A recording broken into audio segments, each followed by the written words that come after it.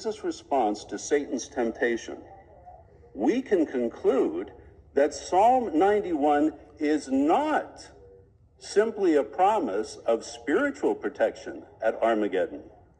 It is also a promise of physical protection for Jehovah's people at the War of Armageddon. What do you think of that? Jehovah doesn't promise us miraculous physical protection, nor does he prevent the heat of persecution or storms of opposition from bearing down on us.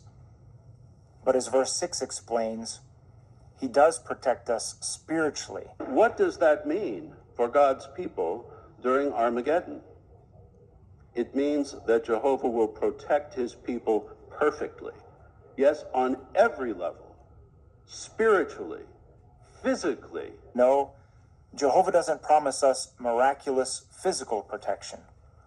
Based on Jesus' response to Satan's temptation, we can conclude that Psalm 91 is not simply a promise of spiritual protection at Armageddon.